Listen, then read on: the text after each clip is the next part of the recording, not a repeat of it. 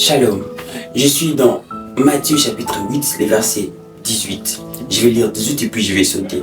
Je lis au nom de Jésus. Jésus, voyant une grande foule autour de lui, donna l'ordre de passer à l'autre bord.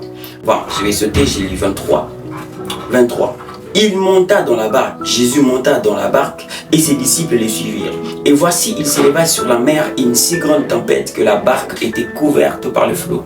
Et lui, Jésus, dormait.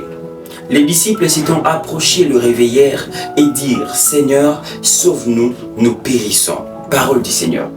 Qu'est-ce que vous avez compris par ces passages? Écrivez-moi en commentaire ce que vous avez compris. Alors je vais vous expliquer une chose que Dieu nous a fait grâce de comprendre.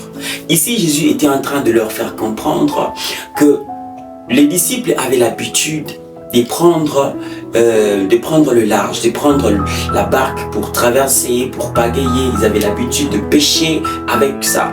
Mais aujourd'hui, ces jours-là, pour ne pas dire aujourd'hui, mais ces jours-là, il s'est passé quelque chose d'inhabituel. Ils avaient l'habitude que même quand il y a les vents, ils savaient maîtriser la barque. Mais cette fois-ci, ce n'est plus eux qui maîtrisent la barque. Jésus leur a dit, allons de l'autre bord. Alors pour aller de l'autre bord, lui seul connaissait le chemin. Il a pris la barque et eux également l'ont suivi. Ils ne se sont pas beaucoup posé de questions parce qu'ils savaient manier la barque. Ils avaient l'habitude avec la barque. Seulement cette fois-ci, ce n'était pas la même chose. Ils sont arrivés au milieu de l'eau, si on peut dire ça comme ça. Il y a maintenant le flot, il y a eu les vents, vous connaissez ça, ces passages-là. Après tout cela, les disciples ont essayé par leurs propres efforts. C'est ici que j'entre dans la précision de ce que je voulais dire. Les disciples commencent à faire des efforts. Ils cherchent par tous les moyens, toutes les manières possibles à faire stabiliser la barque. Mais ils n'y arrivent pas. Eux qui avaient l'habitude de le faire. Mais ils n'y arrivaient pas. Jusqu'au point où ils vont aller réveiller Jésus. Mais ça, ce n'est encore rien. Qu'est-ce que cela veut dire? La barque symbolise la loi. Ils étaient dans la loi.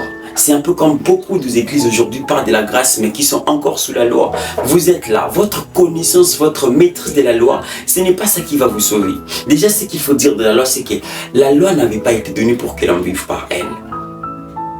Si vous êtes choqué, c'est qu'il faut prendre un peu le temps de lire votre Bible. La loi n'avait pas été donnée pour que l'on vive par elle. Elle a été donnée comme un pédagogue afin de nous ramener à Christ, voyez-vous. Alors, les disciples avaient l'habitude, donc ça veut dire c'est l'image de quelqu'un qui a l'habitude d'essayer de vivre par la loi. Mais tu n'y arrives pas. Les disciples n'ont pas pu. Jésus était là, on dit que Jésus dormait. En réalité, la Bible dit que lui, il ne somnole ni ne dort.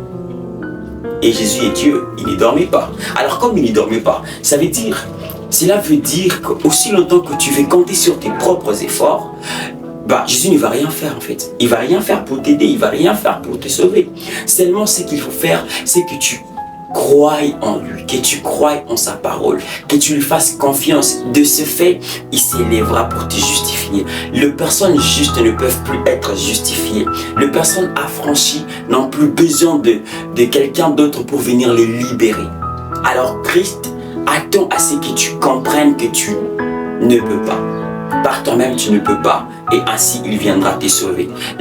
La seule chose qui peut te sauver, ce ne sont pas tes efforts, mais c'est Christ qui peut te sauver au moyen de la foi. Croire en l'évangile. Shalom.